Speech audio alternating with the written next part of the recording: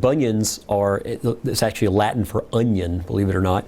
And a bunion is basically an outgrowth where the foot widens and causes rubbing or pain over the first metatarsal head or over the big bone on the inside of the foot where it rubs into a shoe typically. There are bunions that are high heel related or activity related, of course. And then there are bunions that people are going to get no matter what. I mean, there are even children that have bunions called adolescent bunions. And ultimately those people sometimes go on to have surgery later in life. Some men do get bunions. It's about a 15-to-1 ratio of women to men that have bunions, but there are men that have bunions. But obviously we do a lot less bunion surgery on men because there are basically not as many of them that have the bunion. So those are the two basic risk factors for it. There certainly are people that you'd like to blame it on their high heels or their shoe wear or their cute shoes, but the reality of it is that their genetics destine them to have a bunion regardless of the shoe they ever chose to wear. Typically you begin to have pain sort of over the ball of the foot and particularly on the inside of the foot in that area. And a lot of times at first it's only in like narrower shoes or dressy type shoes. And there are patients that pretty much have pain in every type of shoe and wear. And that's the really person that's a candidate for an operation for is somebody that comes to you and says, listen, this thing bothers me every day. You know, I've tried wide shoes. I've tried, you know, shoe modifications. I'm still having problems with it. That person's the best person to have it as a candidate for the operation rather than someone that it's a cosmetic problem. First of all, that's a big no-no to offer to somebody this surgery for cosmetic reasons, although there are doctors in the world that will do that. And secondly, people that are having minimal pain. And the best adage I can offer for patients in the office is the more the bunion hurts you, the happier you're going to be with the operation, basically. There's really nothing out there on the market or in the FootSmart catalog or any item that's really going to correct the deformity. There are things that can help alleviate the pain somewhat, but in terms of actually correcting the problem, surgery unfortunately is the only option at that point. Bunion surgery is complicated. A lot of the reason it's complicated is there are probably 50 ways to do it.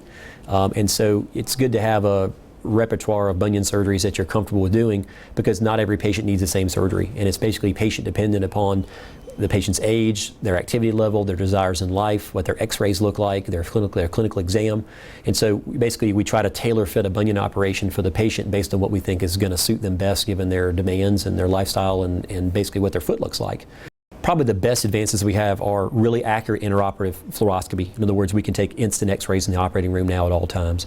And so it gives us instant feedback about what the position of the bunion looks like, you know, where the hardware is, what we need to do to get it looking the best we possibly can. That's been a big help.